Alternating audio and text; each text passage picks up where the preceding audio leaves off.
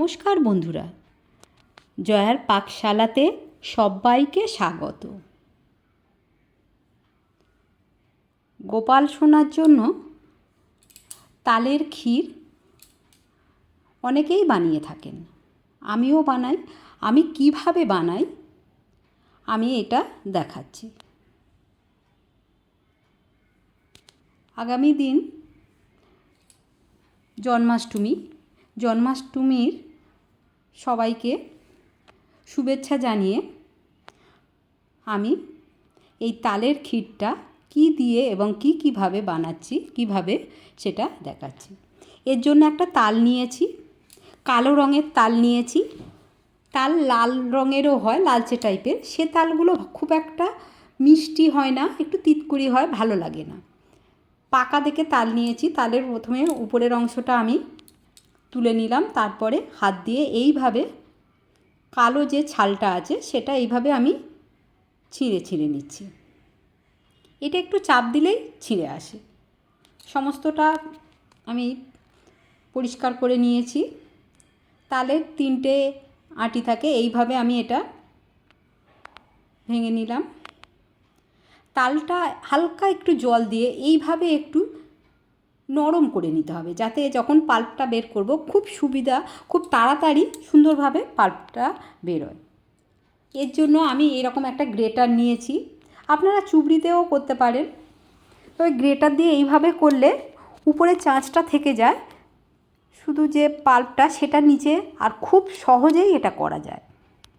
খুব easy process এটা। এইভাবে সমস্ত তালটা, আমার তালটা একটু বেশি পাকা, সমস্তটা এইভাবে আমি পাল্পটা বের করে নিয়েছি। একটা ফ্রাইং প্যান বসিয়ে নিলাম, এর মধ্যে তালের পাল্পটা আমি দিয়ে দিলাম, দিয়ে এটা একটু ফুটিয়ে নেব হালকা করে। এইভাবে নিলে যখন দেব দুধের মধ্যে, তখন দুধটাও কেটে যাবে না, আর তালের খুব একটা উগ্র গন্ধ থাকে, সেটা হবে না, খুব সুন্দর লাগবে খেতে। ফ্রাইং প্যান নিয়েছি, আবারও পরিষ্কার করে তার মধ্যে একটু জল দিয়ে তার উপরে দুধটা দিলাম। এখানে ছোট্ট একটা টিপস, যদি কোনো কড়াই বা প্যানের মধ্যে আপনি একটু জল দিয়ে তারপর দুধটা দেন, তাহলে নিচে দুধটা চেপে বসে যাবে না। দুধটা খুব ভালো করে গরম করে নিচ্ছি। আমি এই সময় 50 গ্রাম চাল ভালো করে ধুয়ে আমি 1 ঘন্টা ভিজিয়ে রেখেছিলাম, সেইটা দিয়ে দিলাম। দুধটা ভালো করে একটু ফুটে যেতে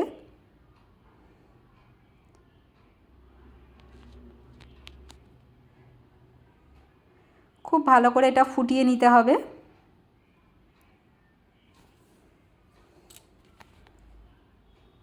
যতক্ষণ না ওই চালটা খুব ভালোভাবে সিদ্ধ হয়ে একটু গলা গলা হয়ে যাচ্ছে, ততক্ষণ ধরে এটা আমি ফুটিয়ে নেব। মিডিয়াম ফ্লেমে রাখতে হবে এটা, নাহলে দুধটা পড়ে যেতে পারে উতলে, বা নিচে বসে যেতে পারে। অনবরত এইভাবে কিন্তু নেড়ে যেতে হবে এটা, নাহলে নিচে বসে যাওয়ার খুব চান্স থাকে। বেশ কিছুটা কমে এসছে, এখনও অনেকটাই দুধ আছে। দেখুন হাফ হয়ে গেছে, এখনও চালটা হালকা একটু সিদ্ধ হতে বাকি আছে।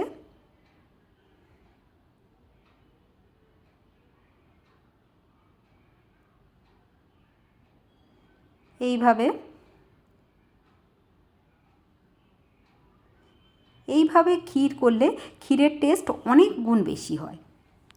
আমি এলাচের গুঁড়ো দিলাম হাফ চামচের হাফ, আর চিনি দিয়ে দিলাম 1 কাপ।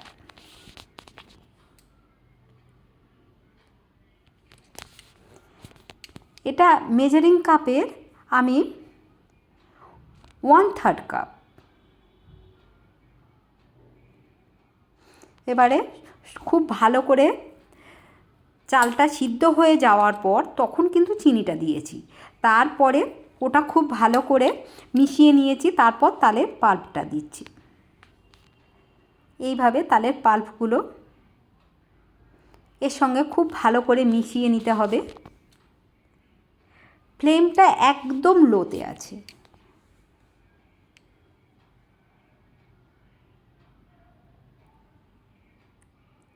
সমস্ত খুব ভালো করে এটা আমি মিক্সড করে নেব। মিষ্টিটা আপনারা আপনাদের যতটা খাবেন সেই অনুপাতে মিষ্টিটা দেবেন।